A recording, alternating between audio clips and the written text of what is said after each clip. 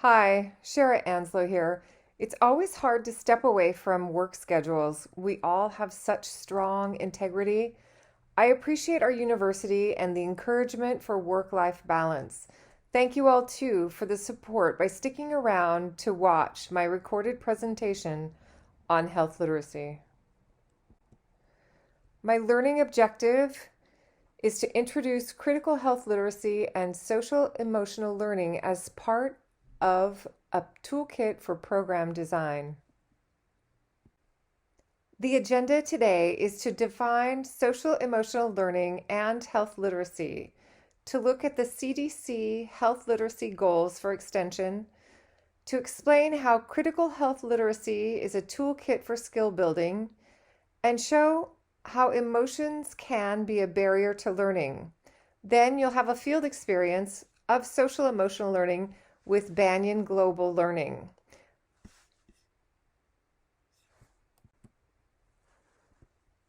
This definition is widely used in school districts and is also found on the Oregon Department of Education website.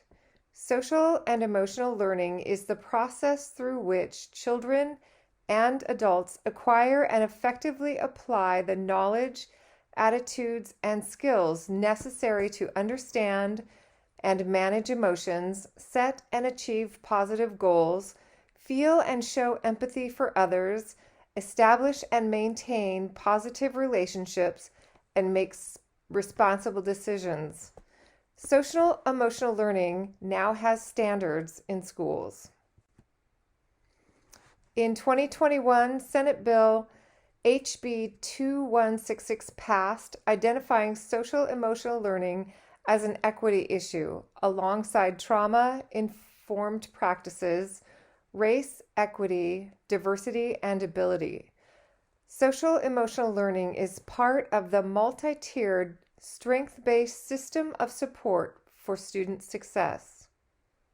Although implementation is slated for 2024, schools in my communities are teaching social emotional learning now. Let's move to health literacy. The CDC definition for individuals boils down to a focus on reading, writing, understanding information, and navigating systems about things that affect people's health. The CDC defines health literacy for organizations as equitably enabling individuals to find, understand, and use information and systems to make informed decisions. I've been watching health literacy definitions evolve, and seeing equity included in this definition for health literacy makes me really happy. Now let's look at the Department of Health and Human Services. In the Healthy People 2030 report by the Department of Health and Human Services, achieving health equity is connected to the goal of increasing health literacy. Now, with our definitions in place and a feel for national goals for healthy people, I want to move to a review of the CDC health literacy goals for extension. Here's the page on health literacy from the CDC website. I know it's text dense, and I think it's worth looking at. Let's focus more closely on the kinds of work that the CDC lists as health literacy work for extension. So I'm not with you, but show your colleagues. Please raise your hands if you do this work. Improve nutrition and food safety. Help Oregonians prepare for emergencies. Work to protect our environment. Help Oregonians adapt to changing technologies. I grabbed some screenshots from the Extension website. On the left, the Nourishing and Thriving Children's course is an excellent example of increasing nutrition and providing trauma-informed tools for caregivers. And I love this picture of our partnership with Food Corps and using Food Hero materials for displaying to promote healthy foods in schools. Here's the Family Emergency Preparedness website. We help Oregonians to prepare for emergencies. I want to give a shout out to the project Coast to Forest Mental Health Promotion in rural Oregon. The next slide is a project that I worked on. Dr. Sagar Suthavalli, crops researcher at Oregon State Experimental Station in Hermiston, is developing new potato varietals for climate change. He and I partnered for a project at George Middle School. He sent pink potatoes to the school, we cooked them, and he gave students a lesson on potatoes, the history, nutrients, agriculture, and production of potato products.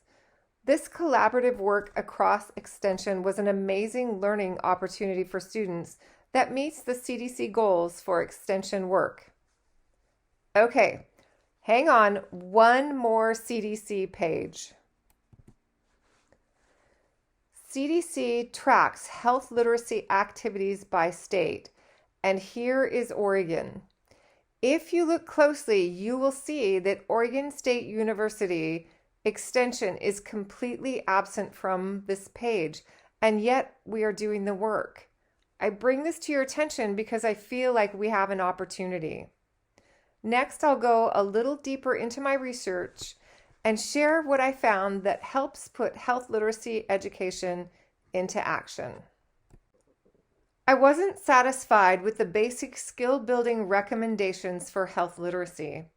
I dug into the literature and found Donald Nutbeam. Have you ever found an academic who says exactly what you believe in and then you kind of have a crush on them? This is how I felt when I read Donald Nutbeam's work on critical health literacy. Critical health literacy has stages. First of all, the functional skills to access health information, navigate healthcare institutions, and seek health promoting behaviors. Then, interactive health literacy includes managing relationships, acting as a peer educator and role model. When people achieve critical health literacy, they are empowered to work toward systems, environment, and policy changes. Using the critical health literacy framework gives us steps to define the skills program participants need for achieving health literacy. Extension does accomplish this work with policy, systems, and environmental projects.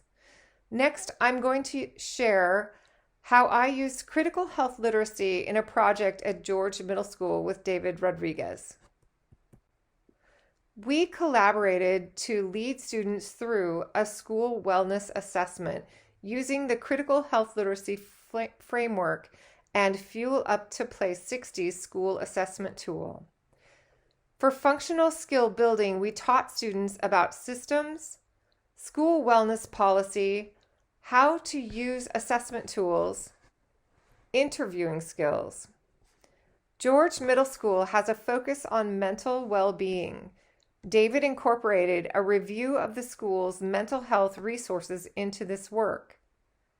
For interactive skill building, we taught about empathy, presented an exercise on understanding how family, friends, and community impact health, and formed work groups to encourage peers for mentoring and support.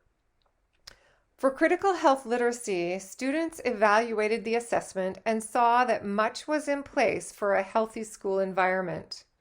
Students decided that mindfulness, healthy eating, and getting exercise needed to be promoted in the school. They created and displayed posters every week on wellness topics. For the remainder of the year, they acted on their environment to promote individual and community change. We finished with a school-wide wellness celebration and invited community partners to join. Let's take a look at teaching emotional learning to younger children. This food adventure activity sheet is part of the Growing Healthy Kids curriculum. This hands-on, or in teacher lingo, experiential learning tool is great, providing instruction that helps kids to focus on the learning and use sight, smell, touch, and taste, which encourages body awareness. Next, kids talk about what they notice. Hands-on teaching is so valuable for building deep neural networks that increase the landing places for knowledge. I love this tool. And yet, food education goes south when just one dynamic kid reacts negatively to a new food experience. In extension, we are often right in the middle of kids learning emotional management. When one student blurts out nasty, like lemmings, other kids follow the negative emotions and shut down. They are no longer open to being a food adventurer. As our brains are hardwired for negative responses, I am certain that my experience is not unique. Raise your hands and just let your colleagues see if you've experienced this too. To help kids manage feelings when trying new foods, I also use Don't Yuck My Yum. When I teach Don't Yuck My Yum, I begin with a story modeling the emotions and behaviors that I'm asking kids to monitor and check. Please put on your second grader hat here and I'll share the story. Mr. Anslow, my husband, makes my breakfast every day while I'm getting ready for work. He and I like different kinds of foods. Sometimes he asks me to try something new for breakfast. Sometimes the food smells funny to me and I feel like I'm getting tense and I'm uncertain. What would happen if I came into the kitchen and yelled, "Ew, yuck, what's that smell?" How would Mr. Anslow feel? Right here, kids identify sad, bad, disrespected, angry. Then I ask them, what if our son was sitting at the table eating and enjoying the food? How would he feel? Mad, hurt, maybe he would stop eating. And then I say, yes, yelling out an opinion is not respectful of Mr. Anslow's cooking or my family, and it's not helpful here in our school community.